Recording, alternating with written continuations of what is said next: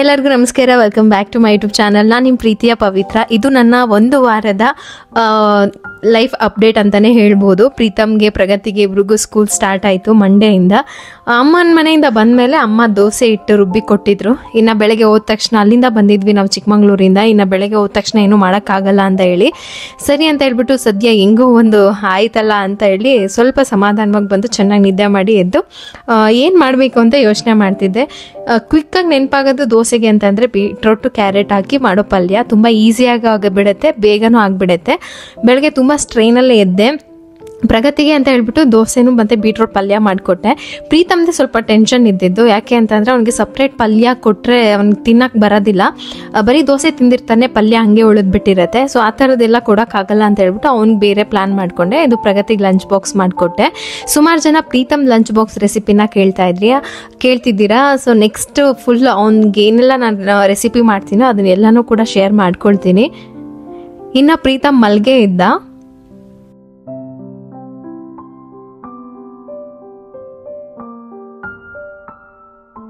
ಇನ್ನು ಇವತ್ತಿಗೆ ಅವನಿಗೆ ಹೋಮ್ವರ್ಕ್ ಎಲ್ಲ ಬರೆಸ್ಬೇಕಾಗಿತ್ತು, ಮತ್ತು ಕೆಲವೊಂದಿಷ್ಟು ಟೆಕ್ಸ್ಟ್ ಬುಕ್ಸ್ಗೆಲ್ಲ ಬೈಂಡ್ ಹಾಕಿದ್ವಿ, ಮತ್ತು ಸ್ಟೇಷನರಿ ಐಟಮ್ಸ್ ಎಲ್ಲ ನಮ್ಮ ಹತ್ರನೇ ಇತ್ತು. ಅದನ್ನೆಲ್ಲ ಸಬ್ಮಿಟ್ ಮಾಡಬೇಕು ಅಂತ ರೆಡಿ ಮಾಡಿಕೊಂಡೆ. ಏನಪ್ಪ ಕಾರಲ್ಲಿ ಹೋಗ್ತೀಯಾ? ಸ್ನಾನ ಮಾಡ್ತೀಯಾ? ಸ್ಕೂಲ್ಗೆ ಹೋಗ್ತೀಯಾ? Okay okay okay, I love you. ನಾನೇ ಎಕ್ಸ್ಪೆಕ್ಟ್ ಮಾಡಿರಲಿಲ್ಲ ನನ್ನ ಮಗನ ಸ್ಕೂಲಿಗೆ ಕಳ್ಸಿದ್ಮೇಲೆ ನಾನು ಈ ಥರ ಫೀಲ್ ಮಾಡ್ತೀನಿ ಅಂತ ಹೇಳಿ. ಹೋಗ್ತಾನೆ ಇನ್ನೊಂದು 4:15 ಗಂಟೆಲಿ ಮನೆಗೆ ಬಂದುಬಿಡ್ತಾನೆ ಅನ್ನೋ ಒಂದು ಇದರಲ್ಲೇ ಇದ್ದೆ. ಬಟ್ ಅದೆಲ್ಲ ಚೇಂಜ್ ಆಯಿತು. ಎಲ್ಲ ಅಮ್ಮಂದಿರಿಗೂ ಈ ಫೀಲ್ ಆಗಿರುತ್ತೆ. ಇನ್ನು ನಾನು ಅವನಿಗೆ ಏನು ಮಾಡಿದೆ ಅಂತಂದರೆ ಈ ಥರ ದೋಸೆ ಹಾಕಿಕೊಟ್ಟೆ. ಅದ್ರ ಮೇಲೆ ಕ್ಯಾರೆಟ್ ಹಾಕಿ ಸ್ವಲ್ಪ ಉಪ್ಪು ಹಾಕಿದ್ದೀನಿ. ಇನ್ನೊಂದು ಏನಂತಂದರೆ ಬೀಟ್ರೋಟ್ ಪಲ್ಯ ಏನು ರೆಡಿ ಮಾಡಿದ್ನೋ ಅದನ್ನು ದೋಸೆ ಮೇಲೆ ಇಟ್ಬಿಟ್ಟು ಆ ಥರ ಶೇಪಲ್ಲಿ ಮಾಡಿಕೊಟ್ಟೆ. ಅವಾಗ ಏನಂತಂದರೆ ಸಪ್ರೇಟ್ ಇರೋದಿಲ್ಲ, ಒಂಥರ ಆರಾಮಾಗಿ ದೋಸೆ ತಿಂದ್ರೇ ಪಲ್ಯ ಜೊತೆಲಿ ಹೋಗ್ಬಿಡತ್ತೆ ಅಂತ ಹೇಳ್ಬಿಟ್ಟು ಈ ತರ ಪ್ಲಾನ್ ಮಾಡಿ ಹೀಗೆ ಮಾಡಿಕೊಟ್ಟೆ. ಫಸ್ಟ್ ಡೇ ನನ್ಗೆ ಏನ್ ಮಾಡ್ಬೇಕಂತಾನೆ ಗೊತ್ತಾಗಿಲ್ಲ. ಅಲ್ಲಿಂದ ಬಂದಲ್ಲ ಟೆನ್ಷನ್ ಅಲ್ಲಿ ಬಾಳೆಹಣ್ಣು ಕೊಟ್ಟೆ ಮತ್ತೆ ದೋಸೆ ಪಲ್ಯನ ಈ ತರ ಮಾಡಿ ಕೊಟ್ಟೆ. ಇನ್ ಮನೆ ಹತ್ರನೇ ಒಂದ್ ದೋಸೆ ಹಾಕಿ ಅದ್ರ ಮೇಲೆ ದೋಸೆ ಪಲ್ಯನ ಹಾಕೊಟ್ಟಿದ್ದೆ. ಒಂದ್ ದೋಸೆ ತಿಂದ್ಬಿಟ್ಟು ಹೊರಟ ಹಾಲು ಕುಡಿದು. ನೈಟು ಅವ್ನ ಬಟ್ಟೆ ಕೂಡ ಐರನ್ ಮಾಡಿರಲಿಲ್ಲ. ಎಲ್ಲ ಐರನ್ ಮಾಡಿ ಬೆಳಗ್ಗೆನೆ ಎಲ್ಲ ಒಂಥರ ಗಜಿಬಿಜಿ ಆಗೋಯ್ತು.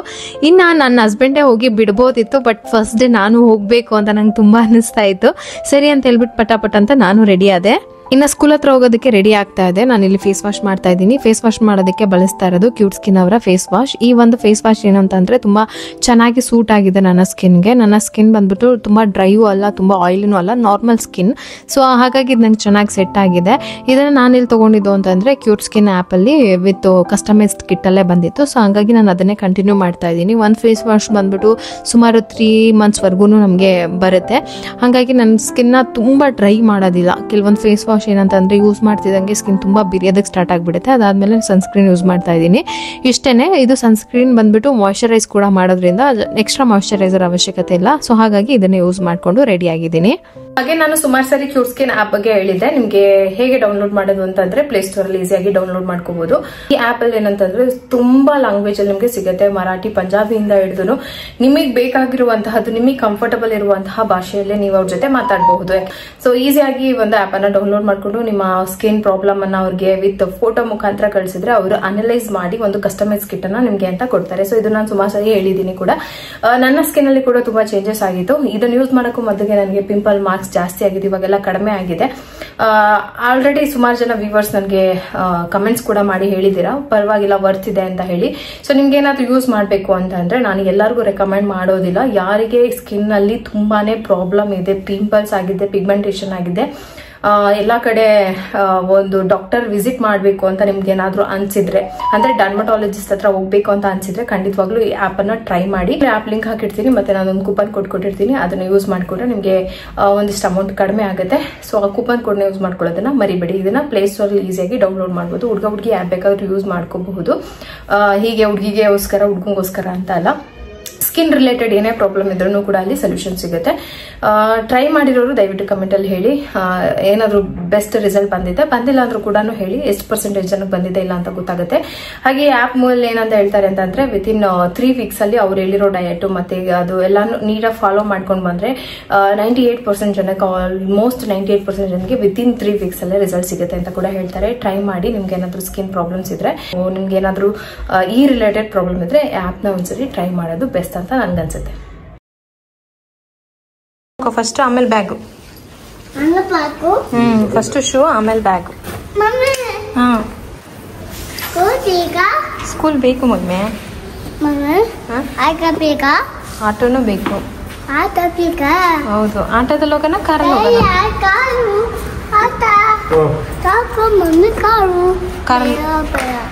ಕಾರ್ ಬೇಡವಾ?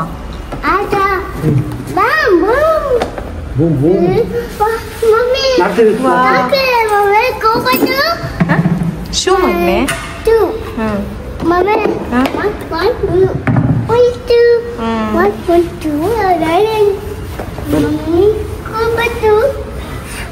ಯಾಕೆ ಮಕ್ಕಳು ಸ್ಕೂಲಿಗೆ ಹೋದಾಗ ಅಮ್ಮಂಗೆ ಕಣ್ಣೀರು ಬರುತ್ತೆ ಅಂತ ಗೊತ್ತಿಲ್ಲ. ಅವರು ಭವಿಷ್ಯ ಇಲ್ಲಿಂದ ಶುರು ಆಗುತ್ತೆ. ಬಹುಶಃ ಏನು ಅಂತ ಅಂದರೆ ಸುಮಾರು 3 ವರ್ಷದ ಮೇಲೆ ಸ್ಕೂಲಿಗೆ ಕಳಿಸ್ತೀವಿ. ಆ 3 ವರ್ಷ ಕಂಟಿನ್ಯೂಸ್ ಆಗಿ ಅಮ್ಮನ ಜೊತೆನೇ ಇರ್ತಾರೆ. ಪ್ರತಿಯೊಂದು ಟೈಮನ್ನು ಕೂಡ ಅಮ್ಮನ ಜೊತೆನೇ ಕಳೀತಾ ಇರ್ತಾರೆ. ಸಡನ್ನಾಗಿ ತುಂಬ ಹೊತ್ತು ನಮ್ಮಿಂದ ದೂರ ಉಳಿದ್ಬಿಡ್ತಾರಲ್ಲ, ಆ ಒಂದು ಟೆನ್ಷನ್ಗೆ ಬಹುಶಃ ನಮಗೆ ಕಣ್ಣಲ್ಲಿ ನೀರು ಬರುತ್ತೆ ಅಂತ ಅನಿಸುತ್ತೆ. ನಾನು ಫಸ್ಟ್ ಡೇ ನನಗೇನು ಅನಿಸಿಲ್ಲ. ಆಮೇಲೆ 2 ದಿನ ಇಲ್ಲ, 3 ದಿನ ಇಲ್ಲ, 4ನೇ ದಿನಕ್ಕೆ ನನ್ನ ಕೈಲಿ ಆಗೇ ಇಲ್ಲ. ನನಗೆ ಅಳು ಬರ್ತಾನೆ ಇದೆ. ನಾನು ಅಷ್ಟೊಳಗಾಗಲೇ ಸ್ವಲ್ಪ ಹುಷಾರು ತಪ್ಪಿದೆ ನಾನು. ಸೊ ನಮ್ಮ ಮನೆಯವ್ರು ಬೇಡ ಹೋಗೋದು ನೀನು, ನಾನೇ ಹೋಗಿ ಪಿಕಪ್ಪು ಡ್ರಾಪ್ ಮಾಡ್ತೀನಿ 2 ಟೈಮು ಅಂತ. ಇಲ್ಲ ನಾನು ಬಂದೇ ಬರ್ತೀನಿ ಅಂದರೆ ಬೆಳಗ್ಗೆ ಬಿಡೋದಕ್ಕೆ ಅವ್ರು ಹೋಗ್ತಾಯಿದ್ರು. ಮಧ್ಯಾಹ್ನ ನಾನು ಕರ್ಕೊಂಬರೋದಕ್ಕೆ ಹೋಗಲೇಬೇಕು ಅನ್ನೋ ಫೀಲ್. ಯಾಕೆ ಅಂತಂದರೆ ಅವ್ನ ಕಣ್ಣು ನನ್ನನ್ನು ಹುಡುಕ್ತಾನೆ ಇರ್ತಾಯಿತ್ತು. ಮಧ್ಯಾಹ್ನ ಹೋದ ತಕ್ಷಣ ನಮ್ಮ ಮಮ್ಮಿ ಬರ್ತಾರೆ ಅಂತ ಮಕ್ಕಳೆಲ್ಲ ಕಾಯ್ತಾ ಇರ್ತಾರೆ ಅವ್ರ ಅಪ್ಪ ಅಮ್ಮಂಗೋಸ್ಕರ ಅಂತ. ಅದು ನೋಡೋಕ್ಕೆ ಒಂಥರ. ಇಲ್ಲಿಂದ ಹೇಗೋ ಆರಾಮಾಗಿ ಹೊರಟ್ಬಿಟ್ಟ ಅವನು ಸ್ಕೂಲ್ಗೆ. ಅವನ್ನ ಕಳಿಸ್ಬಿಟ್ಟು ನಾನು ಸೀದಾ ಮನೆಗೆ ಬರ್ತೀನಿ. ಅದಾದಮೇಲೆ ಯಾವಾಗ ಟೈಮ್ ಆಗುತ್ತೆ, ನಾನು ಯಾವಾಗ ಹೋಗ್ತೀನಿ, ಅವನಿಗೆ ಯಾವಾಗ ಕರ್ಕೊಂಬರ್ತೀನಿ ಅಂತ ಒಂಥರ ಒಂದು ಟೆನ್ಷನ್ ನನಗೆ ಹೇಳೋಕ್ಕಾಗ್ತಾಯಿಲ್ಲ. ಆ ಥರ ಫೀಲ್ ಆಗ್ತಾಯಿತ್ತು. ಅವನು ಓಡ್ತಾ ಇದ್ದಾನೆ ಅವ್ರ ಜೊತೆಗೆ. ಅವ್ರು ಸ್ಪೀಡಾಗಿ ನಡೀತಾರೆ, ಅವ್ನು ನಿಧಾನ ನಡೀತಾನಲ್ವ. ಸೊ ಹಾಗಾಗಿ ಓಡ್ತಾ ಇರ್ತಾನೆ. ಅದೆಲ್ಲ ನೋಡೋಕೆ ಒಂಥರ ಸಂಕಟ ಅನಿಸುತ್ತೆ ನಿಜವಾಗ್ಲೂ. ಇನ್ನು ಪ್ರಗತಿಗೆ ಸ್ವಲ್ಪ ಬುಕ್ಸ್ ಎಲ್ಲ ಬಂದಿತ್ತು, ಕೇಳಬೇಕಾಗಿತ್ತು. ಅವರು ಪ್ರೀತಮ್ ಬುಕ್ಸ್ ಯಾವುದು ಸಬ್ಮಿಟ್ ಮಾಡ್ಕೊಳ್ಳಿಲ್ಲ. ನಾವು ಹೇಳ್ತೀವಿ ಅವಾಗ ತೊಗೊಂಡು ಬನ್ನಿ ಅಂತ ಅಂದರು. ನಾನು ಅರ್ಜೆಂಟಲ್ಲಿ ಪಾಪ ಹೋಮ್ವರ್ಕ್ ಎಲ್ಲ ಬೆಳಗ್ಗೆ ಅಷ್ಟೊತ್ತಿಗೆ ಎದುರಿಸಿ ಹೋಮ್ವರ್ಕ್ ಎಲ್ಲ ಮಾಡಿಸಿ ಕಳಿಸಿದ್ದೆ ಅವತ್ತು. ಆಮೇಲೆ ಅವ್ರು ಬೇಡ ಅಂದರು. ಸರಿ ಓಕೆ, ಮಕ್ಳಿಗೊಂದು ಶಿಸ್ತಿರುತ್ತೆ, ನಾವೇ ಲೇಸಿ ಮಾಡಿದ್ರೆ ಅವ್ರು ಇದಾಗ್ಬಿಡ್ತಾರೆ ಅಂತ ಹೇಳಿ ಪ್ರಗತಿಗೆ 1-2 ಬುಕ್ಸ್ ಏನೋ ಬಂದಿತ್ತು ಅಷ್ಟೇ. ಇನ್ನೂ 4 ಬುಕ್ಸ್ ಬರೋದಿತ್ತು. ಇನ್ನು ಅಲ್ಲಿ ಒಳ್ಳೆ ಟೀ ಸಿಗುತ್ತೆ, ತುಂಬ ಚೆನ್ನಾಗಿರುತ್ತೆ. ಒಂಥರ ಶುಂಠಿ ಎಲ್ಲ ಹಾಕಿ ಖಾರವಾಗಿ ಟೀ ಮಾಡ್ತಾರೆ. ನಮ್ಮ ಮನೆಯವ್ರಿಗೆ ಇಷ್ಟ ಆಗಿಬಿಟ್ಟಿದೆ ಅಲ್ಲಿ ಟೀ ಕುಡ್ದಾಗಿಂದ. ಸರಿ ಟೀ ಕುಡಿಸ್ತೀನಿ, ಟೀ ಕುಡಿಯೋಣ ಬಾ ಅಂತೇಳಿ ಟೀ ಕುಡ್ಕೊಂಡು ಸೀದಾ ಮನೆಗೆ ಹೊರಟೆ. ಅಲ್ಲಿಂದ ಸ್ವಲ್ಪ ಕೆಲಸ ಎಲ್ಲ ಆಯಿತು. ಮನೆಗೆ ಬಂದ ತಕ್ಷಣವೇ ನನಗೆ ಇದ್ದಿದ್ದು ಅವತ್ತು ಫಸ್ಟ್ ಡೇ ನಾನೇ ಮಾತ್ರ ಹೋಗಿದ್ದೆ, ನನ್ನ ಹಸ್ಬೆಂಡ್ ಬಂದಿರಲಿಲ್ಲ. ಫಸ್ಟ್ ಡೇ ನಾನು ಆರಾಮಾಗಿದ್ದೆ. ಮನೆಗೆ ಬಂದು ಸ್ವಲ್ಪ ಹೊತ್ತಿಗಾಗಲೇ 11:15 ಆಗೋಗಿದ್ದೆ. ಎಷ್ಟು ಬೇಗ ಅಂತ ಅಂದರೆ ಪಟಾಪಟ ಅಂತ ಅವನು ಅಲ್ಲಿ ಹಾಕಿದ್ದು ಚಲ್ಲಾಪಿಲ್ಲಿ ಆಗಿದ್ದು ಎಲ್ಲ ಕ್ಲೀನ್ ಮಾಡೋಷ್ಟ್ರೊಳಗೇನೆ ಟೈಮ್ ಆಗೇ ಹೋಗಿದೆ. ಮಕ್ಕಳು ದೊಡ್ಡವ್ರು ಆಗ್ತಾ ಒಂದು ನನ್ನ ಲೈಫೇ ಬೇರೆ ಈ ಒಂದು ಇದು ಬಂದುಬಿಡುತ್ತೆ. ಈ ವಯಸ್ಸಿನ ಮಕ್ಕಳಲ್ಲಿ, ಪ್ರೀತಮ್ ಅಂತ ವಯಸ್ಸಿನ ಮಕ್ಕಳಲ್ಲಿ ಅವ್ರ ಪ್ರಪಂಚನೇ ಅಪ್ಪ ಅಮ್ಮ ಆಗಿರ್ತಾರೆ. ಅವ್ರಿಗೆ ಏನೂ ಗೊತ್ತಿರಲ್ಲ ಅಪ್ಪ ಅಮ್ಮನ್ನ ಬಿಟ್ಟರೆ. ಸೊ ಆ ಮುಗ್ಧತೆ ಏನಿರುತ್ತಲ್ಲ ಅವ್ರ ಕಣ್ಣಲ್ಲಿ ಹಾಗೆ ಕಾಣಿಸ್ತಾ ಇರುತ್ತೆ. ಅವ್ರು ಎಲ್ಲೋದ್ರೂ ನಮ್ಮನ್ನು ಹುಡ್ಕೋದು, ಎಲ್ಲಿದ್ರೂ ನಮ್ಮ ಜೊತೆ ಇದ್ದರೆ ಸೇಫ್ ಆಗಿದ್ದೀವಿ ಅಂತ ಫೀಲ್ ಮಾಡ್ತಾರೆ. ನಾವು ಹಾಗೆ ನೋಡಿ ಬೈಕಲ್ಲಿ ಏನಾದರೂ ಬರ್ತಾಯಿದ್ರೆ ನಿದ್ದೆ ಬಂದರೆ ಆರಾಮಾಗಿ ಮಲಗಿಬಿಡ್ತಾರೆ. ಯಾವ ನಂಬಿಕೆ, ನನ್ನ ಅಮ್ಮ ನನ್ನನ್ನು ಅಷ್ಟು ಜೋಪಾನವಾಗಿ ಇಟ್ಕೊಂಡಿರ್ತಾರೆ ಅನ್ನೋ ಒಂದು ನಂಬಿಕೆ ಮೇಲೆ. ಸೊ ಇದೆಲ್ಲ ಆ ಚಿಕ್ಕ ಮಗುವಲ್ಲಿ ಮಾತ್ರ ನೋಡೋಕ್ಕೆ ಸಾಧ್ಯ. ನನಗನ್ಸೋ ಪ್ರಕಾರ ಒಂದು 5 ವರ್ಷದ ಮಕ್ಕಳಲ್ಲಿ ನೋಡ್ಬೋದು. ಆಮೇಲೆ ಅವ್ರಿಗೆ ಮೆಚುರಿಟಿ ಬಂದುಬಿಡುತ್ತೆ, ಆ ಬುದ್ಧಿ ಬಂದುಬಿಡುತ್ತೆ. ಆವಾಗ ಅದೆಲ್ಲ ಬದಲಾಗ್ಬಿಡುತ್ತೆ. ಅದು ನನಗಿಷ್ಟ. 5 ವರ್ಷ ತನಕ ನಾನು ಅದನ್ನು ಫುಲ್ಲು ಆಗಿ ಅನುಭವಿಸ್ಬೇಕು ಅಂತ. ಇನ್ನು ಈ ವಾಚ್ ಬಗ್ಗೆ ಸುಮಾರು ಜನ ಕೇಳ್ತಾ ಇದ್ರಿ, ಆನ್ಲೈನಲ್ಲೇ ತೊಗೊಂಡಿದ್ದು. ಬೇಕು ಅಂದರೆ ನಾನು ಲಿಂಕ್ ಹಾಕಿರ್ತೀನಿ. ಇನ್ನೊಂದು ಏನಾಗುತ್ತೆ ಅಂದರೆ 11:30 ಮೇಲೆ ನಮ್ಮ ಮನೆ ಹತ್ರ ಆಟೋ ಬುಕ್ ಆಗೋದೇ ಇಲ್ಲ. ಎಷ್ಟು ಟ್ರೈ ಮಾಡಿದ್ದೀನಿ, ವಿಲಿ ಅಂತ ಒದ್ದಾಡ್ತಾ ಇದ್ದೀನಿ. ಲೇಟ್ ಆದರೆ ಇಲ್ಲ ಅವನ್ನ ರೀಚ್ ಆಗೋಕ್ಕಾಗಲ್ವೋ ಟೈಮ್ ಕರೆಕ್ಟಾಗಿ ಅಂತ. ಆಮೇಲೆ ಹೆಂಗೋ ಒಂದು ಆಟೋ ಬುಕ್ ಆಗಿ ಹೊರಟೆ.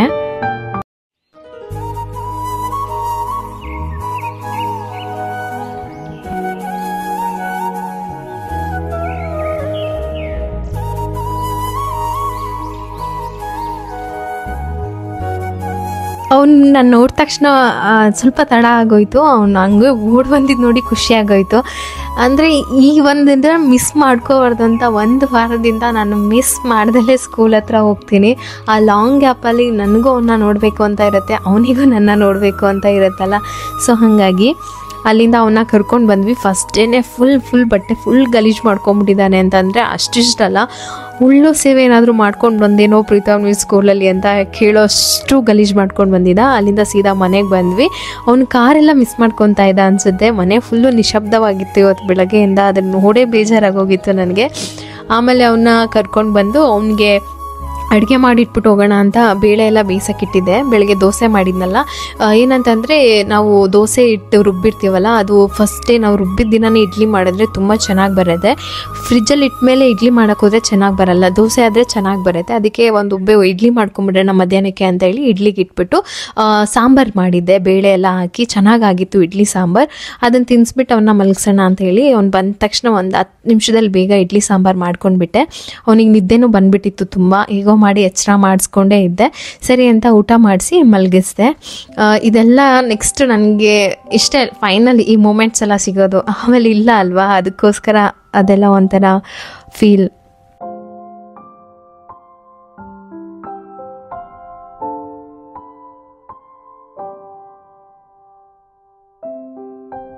ಇನ್ನು ಅಲ್ಲಿಗೆ ಮತ್ತೆ ವ್ಲಾಗ್ ಕಂಟಿನ್ಯೂ ಮಾಡಬೇಕಂತ ಅಂದ್ಕೊಂಡೆ, ನನ್ನ ಕೈಲಿ ಆಗೇ ಇಲ್ಲ.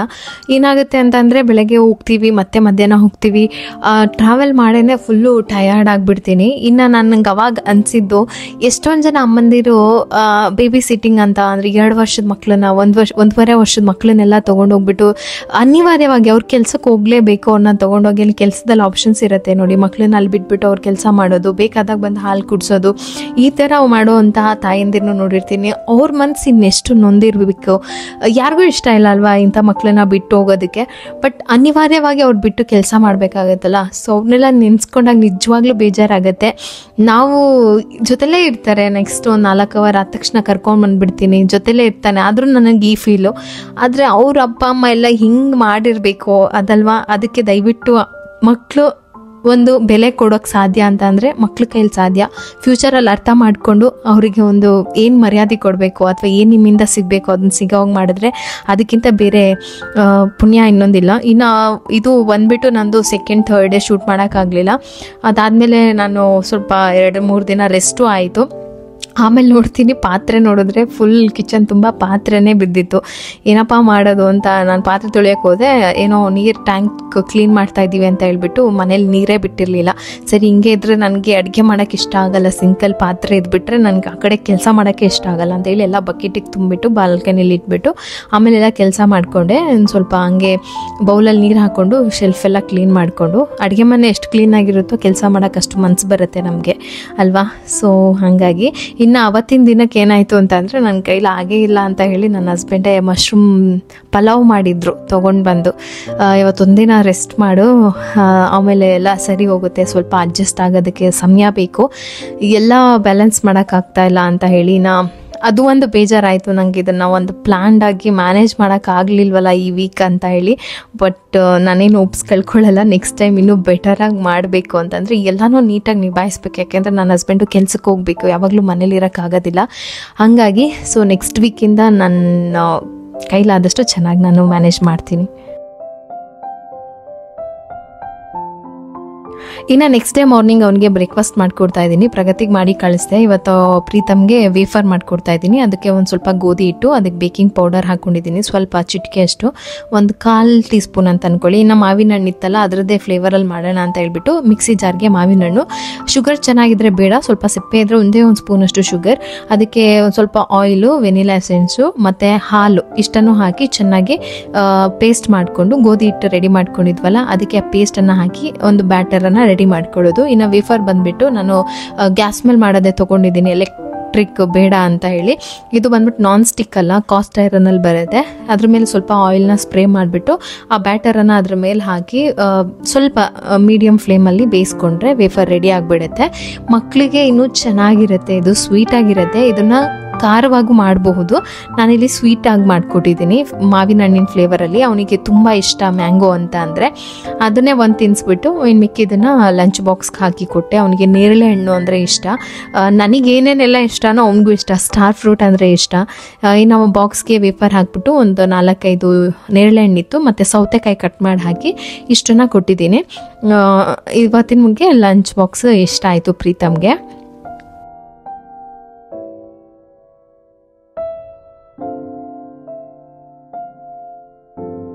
ಇನ್ನು ಪ್ರತಿದಿನವೂ ಡ್ಯಾಡಿನೇ ಪ್ರೀತಮ್ನ ಸ್ನಾನ ಮಾಡಿಸೋದು. ನಾನು ಬ್ರೇಕ್ಫಾಸ್ಟ್ ರೆಡಿ ಮಾಡ್ತೀನಿ, ಅಷ್ಟರೊಳಗೆ ಪ್ರೀತಮ್ನ ರೆಡಿ ಮಾಡಿಬಿಡ್ತಾರೆ. ಸೊ ಹಾಗಾಗಿ ನನಗೊಂದು ಸ್ವಲ್ಪ ಕೆಲಸ ಉಳಿತು ಅಂತ ಹೇಳ್ಬೋದು. ಇನ್ನು ಪ್ರಗತಿಗೆ ಪ್ರೀತಮ್ಗೆ ಒಂದೇ ಥರ ಬ್ರೇಕ್ಫಾಸ್ಟ್ ಕೊಡೋದಕ್ಕಾಗಲ್ಲ. ಹಂಗಾಗಿ ಪ್ರಗತಿಗೆ ಸ್ವಲ್ಪ ಡಿಫ್ರೆಂಟಾಗಿ ಮಾಡ್ತೀನಿ, ಪ್ರೀತಮ್ಗೆ ಬೇರೆನೇ ಮಾಡಿಕೊಡ್ತೀನಿ. ಕೆಲವೊಂದನ್ನು ಕೊಡ್ಬೋದು ಅಂತಂದರೆ ರೈಸ್ ಐಟಮ್ ಏನಾದರೂ ಮಾಡಿದ್ರೆ ಇಬ್ರಿಗೂ ಒಂದೇ ಬಾಕ್ಸ್ ಕೊಟ್ಬಿಡ್ತೀನಿ.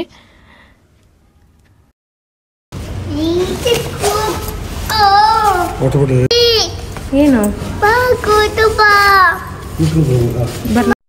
ಇನ್ನು ಇವತ್ತು ಪ್ರೀತಮ್ಗೆ ಏನಂತ ಗೊತ್ತಿಲ್ಲ, ಅಮ್ಮ ನೀನು ಬಾ, ಮಮ್ಮಿ ನೀನು ಬಾ ಅಂತ ಎಷ್ಟು ರಿಕ್ವೆಸ್ಟ್ ಮಾಡ್ತಾ ಇದ್ದ. ಅವ್ನು ಕೇಳೋದೆಷ್ಟ, ನಾನು ಹೋಗೋದು ಹೆಚ್ಚ, ನನಗೆ ಅದೇ ಗೊತ್ತಿಲ್ಲ. ಇದು ಲಾಸ್ಟ್ ವೀಕಲ್ಲಿ ಲಾಸ್ಟ್ ಡೇ ಸ್ಕೂಲು. ನನಗೆ ಸ್ಯಾಟರ್ಡೆ ಸಂಡೇ ಸ್ಕೂಲ್ ಇರೋದಿಲ್ಲ. ಮಮ್ಮಿ ನೀನು ಬಾ ಸ್ಕೂಲ್ಗೆ ಅಂತ ಕರೆದಿದ್ದೇ ಹೆಚ್ಚು. ನಾನು ಮುಖ ತೊಳೆದಿದ್ದೆ ಅಷ್ಟೇ. ಹೆಂಗಿದ್ನೋ ಹಾಗೆ ಒಂದು ಸ್ವೆಟರ್ ಹಾಕೊಂಡು ಅವನಿಂದ ಓಡು.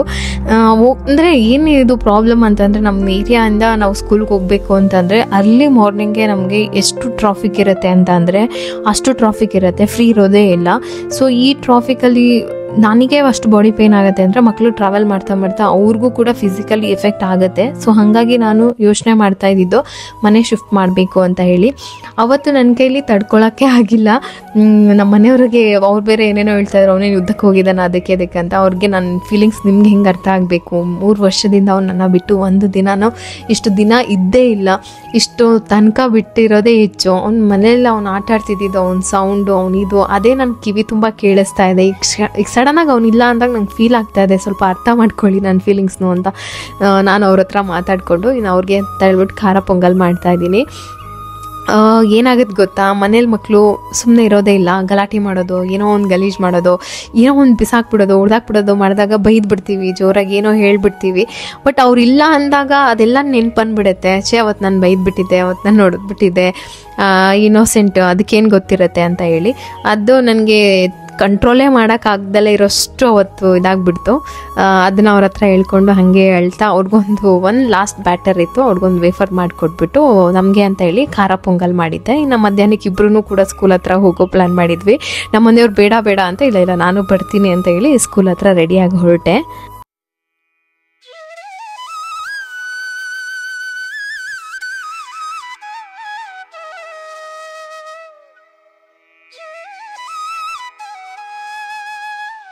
ಇನ್ನು ಇವತ್ತಿಗೆ ಬುಕ್ಸ್ ಎಲ್ಲ ಸಬ್ಮಿಟ್ ಮಾಡೋಕ್ಕೆ ಹೇಳಿದ್ರು. ಅದನ್ನು ತೊಗೊಂಡು ಪ್ರಗತಿಗೆ ಒಂದು ಯೂನಿಫಾರ್ಮ್ದು ಸೈಜ್ ಮಿಸ್ ಮ್ಯಾಚ್ ಆಗಿಬಿಟ್ಟಿತ್ತು, ಅದನ್ನು ಎಕ್ಸ್ಚೇಂಜ್ ಮಾಡ್ಕೊಂಬರೋಕ್ಕೆ ಅಂತ ಹೋದ್ವಿ.